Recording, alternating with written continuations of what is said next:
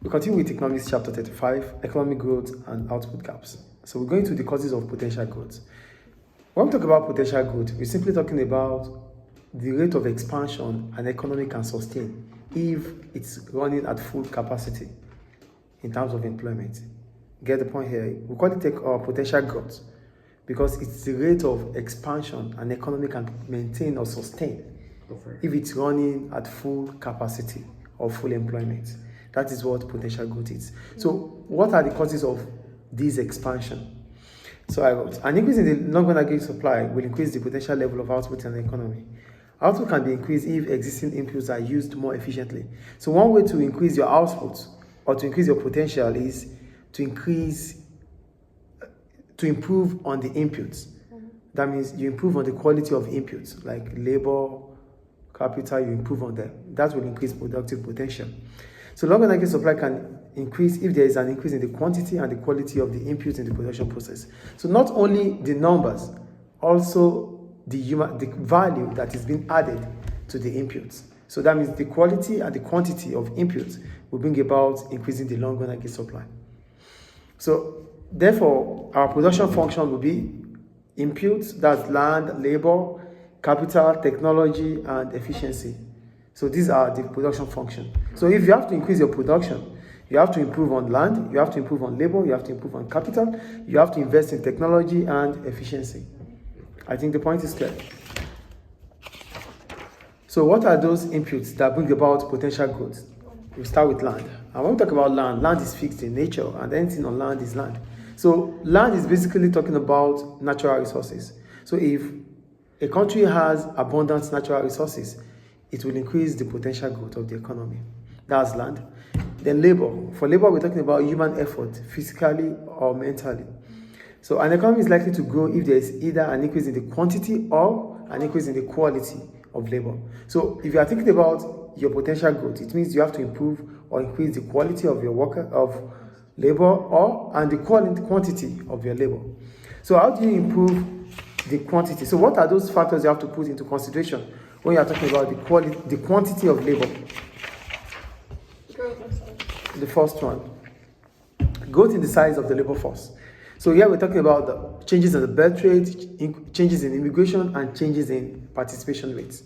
So that's changes in size, growth in the size of the labor force. So the labor force includes the numbers of birth per thousands, the numbers of immigration, and the numbers of participation rate. And for participation rate, we're talking about women and the old age people, retired people.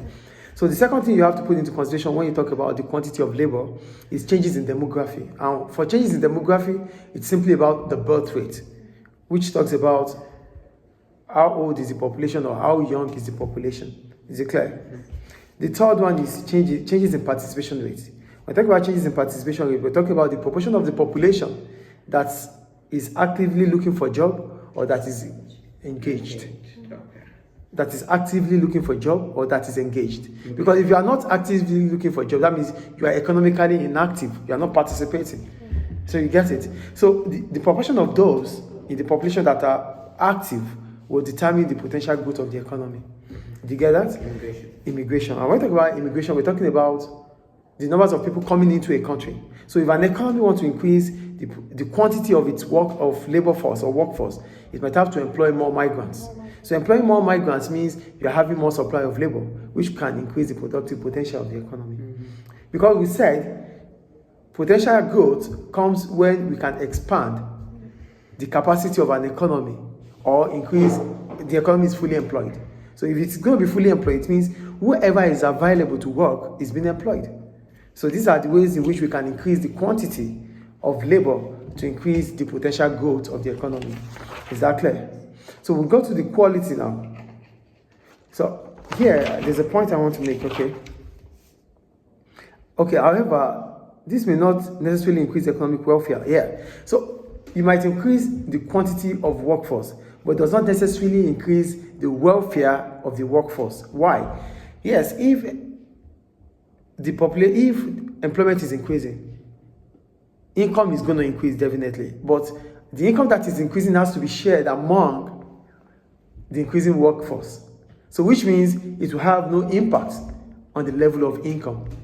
So income might not necessarily increase as job increases, because the amount of income that is made available might have to be shared among the increasing population. But all in all, productivity can increase. The potential growth of the economy can increase with workforce. But it does not necessarily mean that the income per head will increase. Do you understand? Okay. So notice, increase in the quantity of labor may increase output, but increase in the quality of labor will be more effective in increasing output in the long run. So if you are thinking about sustainability, you have to think about the long run. And thinking about the long run means you have to think about the quality of labor. So what are those things we have to think about? The quality of labor. And why is the quality of labor important? The quality of labor is important because labor is not homogeneous, which means my job is different from any other person's job. So labor is not the same.